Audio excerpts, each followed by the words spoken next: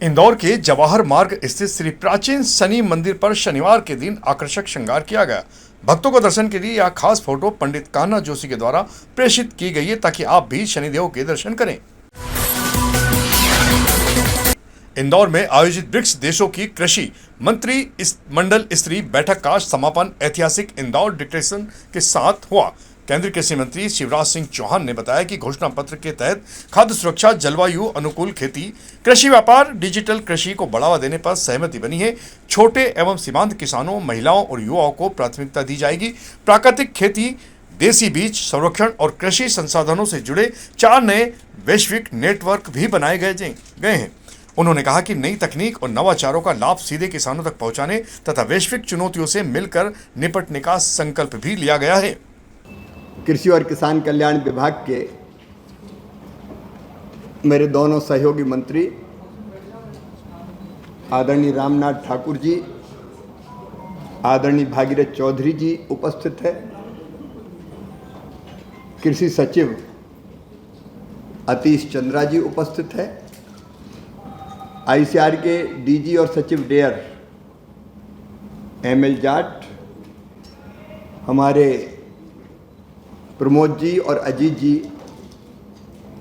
कृषि किसान कल्याण विभाग के वरिष्ठ अधिकारीगण उपस्थित है।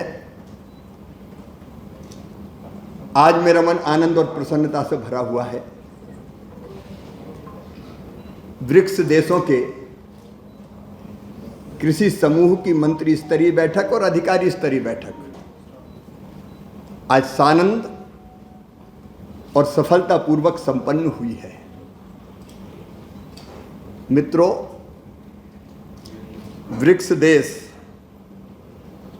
दुनिया की आधी आबादी का प्रतिनिधित्व करते हैं। लगभग 50% आबादी इन देशों में रहती है दुनिया की। 42% कृषि का भूभाग ब्रिक्स देशों के पास है।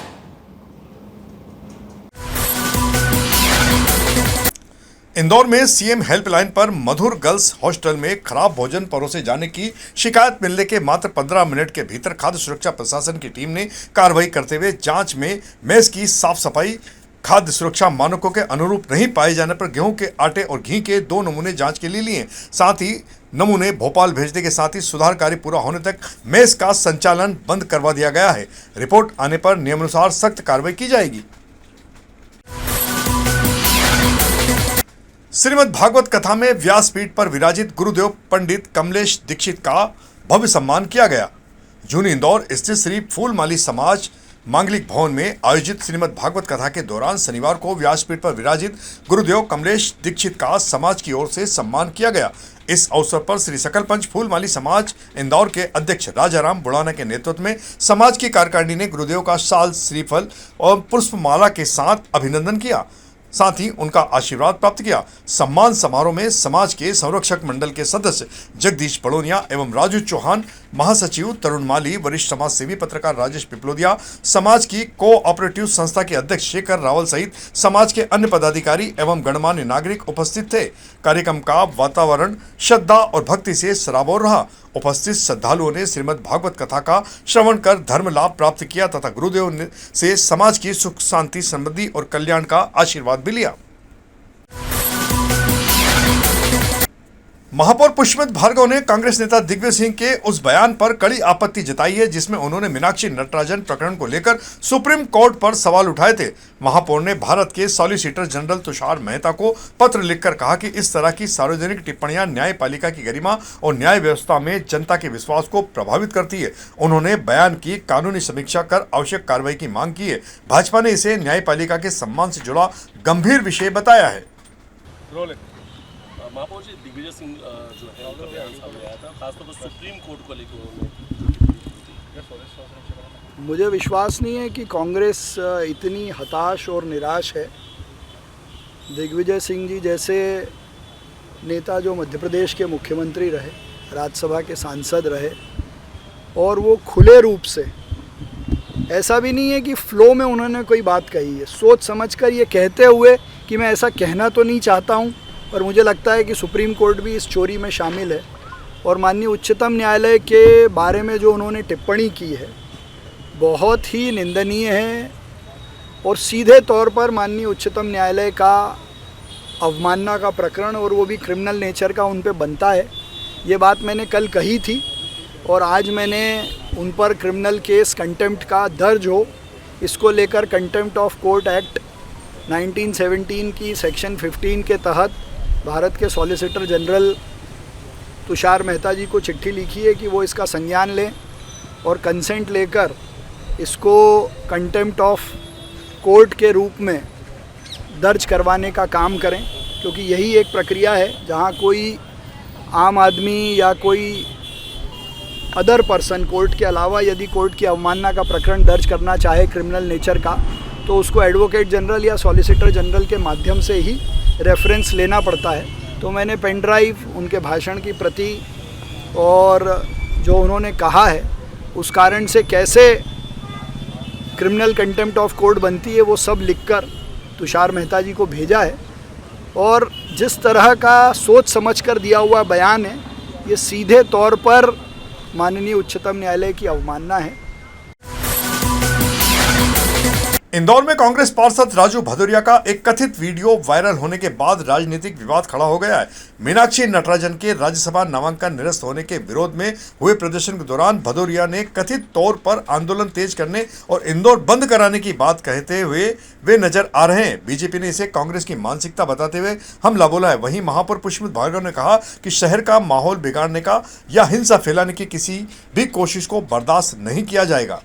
अलग कर रहा है, उनका कहना है कि अभी तक कांग्रेस का ही बयान नहीं बना था सकता। मैं तो प्रदेश अध्यक्ष हैं जीतू पटवारी कांग्रेस के, उनसे मांग करता हूं, और जिन लोगों ने ये कहा है कि हम राजू भदौरिया के बयान से अपने आप को अलग करते हैं, वो ये भी मांग करें कि इनके खिलाफ कार्रवाई हो। भाई, इंदौर जैसे शहर को, जिसको देश भर में जाना पहचाना जाता है, वहाँ को बंद करना और उसको तोड़फोड़ करना, इस मानसिकता के लोग अगर कांग्रेस और इंदौर में काम कर रहे हैं तो आप समझ सकते हो कि मैं जो बार बार कह रहा हूँ कि शहर की छवि खराब करने वाले लोगों के खिलाफ अगर कोई शिकायत मिली और उन्होंने कोई तोड़फोड़ करने की बात की तो फिर कानून भी अपना काम करेगा। जिस तरीके से भड़काऊ इंदौर में जारी MPL T20 में रोमांचक मुकाबले देखने को मिल रहे हैं। इंदौर पिंक पैंथर्स ने शुभम राठौड़ की विस्फोटक बल्लेबाजी की बदौलत 172 रन बनाए बुंदेलखंड बुल्स को 25 रन से हरा दिया।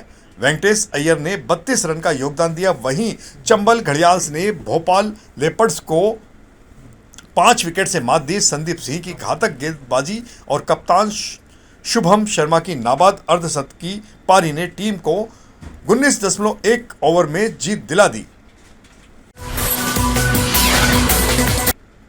इंदौर में आयोजित ब्रिक्स कृषि सम्मेलन के अंतिम दिन विभिन्न देशों के प्रतिनिधियों ने मेघदूत गार्डन पहुंचकर पौधारोपण किया और ब्रिक्स वाटिका की स्थापना में सहभागिता निभाई।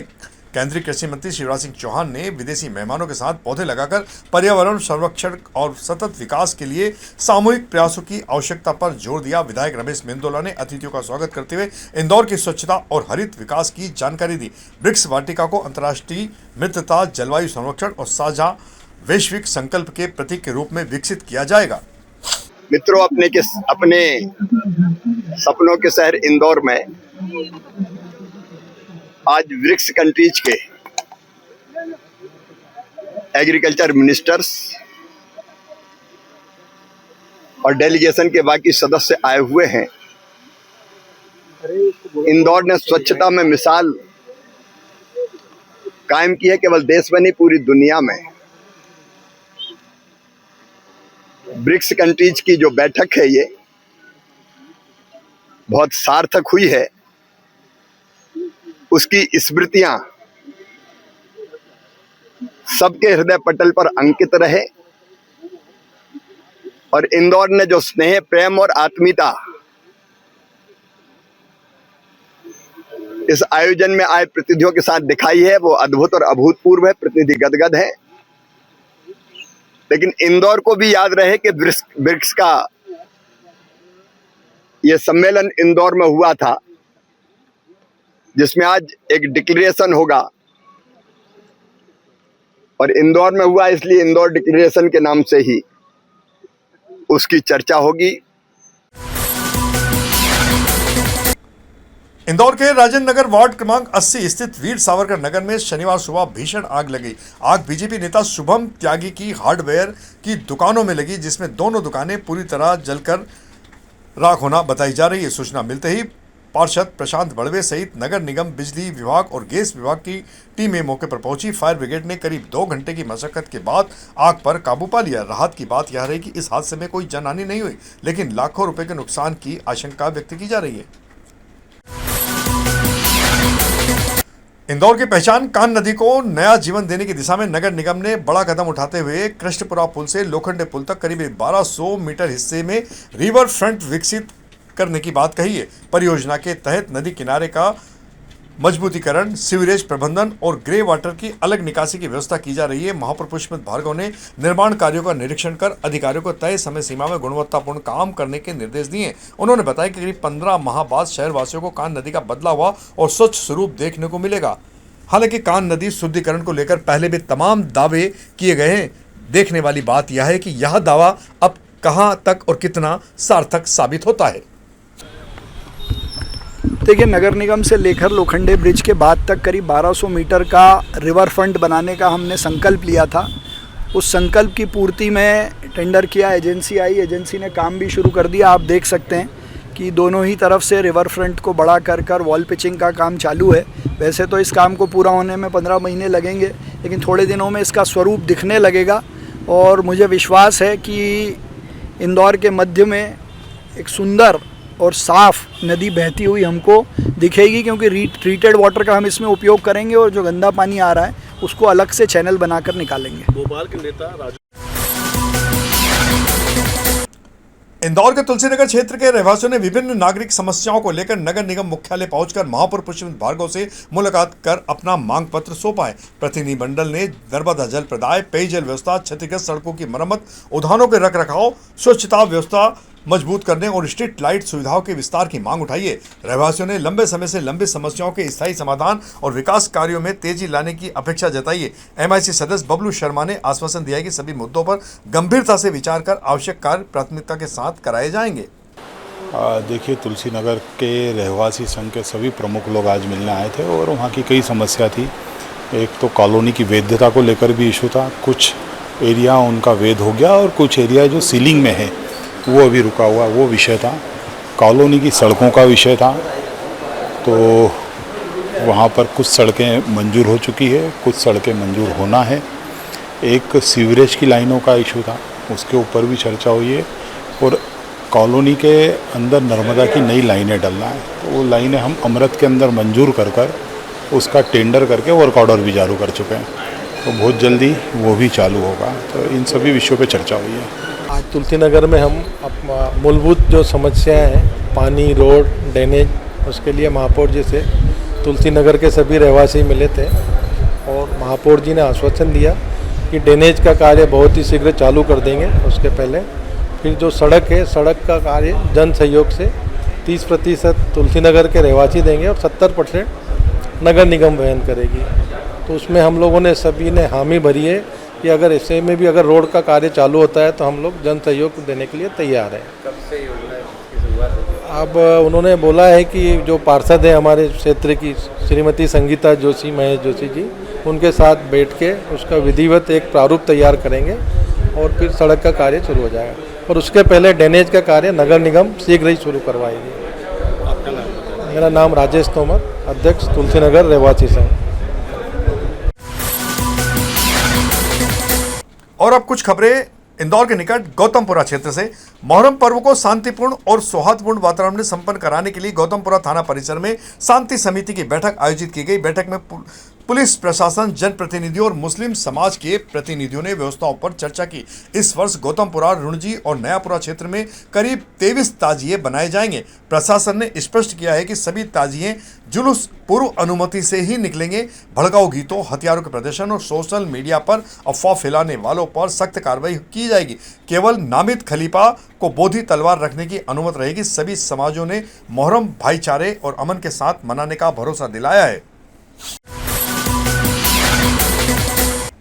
और इधर गौतमपुरा के बंगला नंबर क्षेत्र निवासी 83 वर्षीय रामेश्वर कुमरावत केदारनाथ धाम की पदयात्रा कर शनिवार को नगर में लौट आए, जहां नागरिकों ने उनका भव्य स्वागत किया। 33 दिन में बाबा केदारनाथ के दर्शन और करीब 36 दिन की यात्रा पूरी कर लौटे रामेश्वर ने सबसे पहले अचलेश्वर महादेव मंदिर में पूजा अर्चना की। इसके बाद बैंड बाजों और ढोल नगाड़ों के साथ शोभा यात्रा निकाली गई।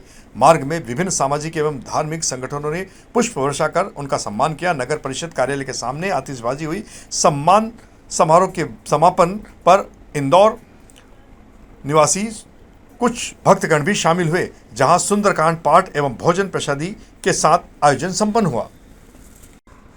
तो यह थी हमारी आज की प्रमुख खबरें। खबरों का सिलसिला आगे भी जारी रहेगा। इंदौर से जुड़ी ताजा और महत्वपूर्ण जानकारी के लिए आप हमारे दोपहर न्यूज चैनल से लगातार जुड़े रहने के लिए सबसे पहले इसे सब्सक्राइब करें। यदि आपके पास भी कोई महत्वपूर्ण खबर या जानकारी हो तो आप दोपहर न्यूज चैनल पर दिए गए नंबर के आधार पर संपर्क कर सकते हैं। धन्यवाद।